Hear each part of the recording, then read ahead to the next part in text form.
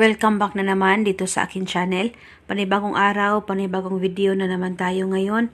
May ibabahagi na naman ako sa inyo ngayon na ritual. Ito'y simpleng gabay at simpleng pamamaraan at ito ay makakatulong sa inyo. At kung bago sa channel ko, ay huwag niyo pong kalimutang mag-subscribe at pindutin ang notification bell para palagi kayong updated sa mga bago kong videos. Gusto mo ba na mababalisa ang partner mo sa kakaisip sa'yo? Lalong-lalo na ngayon na hindi na talaga siya tumatawag, text o chat sa'yo.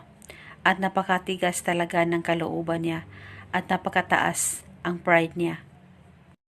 At gusto mo na kayo ay magkausap na dalawa at manumbalik ang nararamdaman niya sa'yo.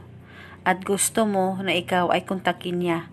Gawin mo lamang itong ritual na ituturo ko sa inyo. Nang sa ganon, siya ay mababalisa sa kakaisip sa'yo at ikaw ay maisipan niyang tawagan ngayon mismo.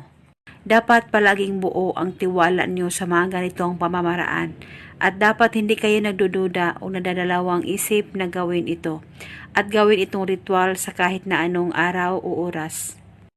Ang gagawin mo lamang ay umupo ka lamang saglit, mag-focus ka, mag-concentrate, ipikit ang mga mata mo at ibulong mo lamang ang mga salitang ito. Pangalan at apelido, ikaw ay mababalisa sa kakaisip sa akin. Ibulong mo lamang ito ng paulit-ulit at pwede ka magdagdag ng hiling, wala pong problema.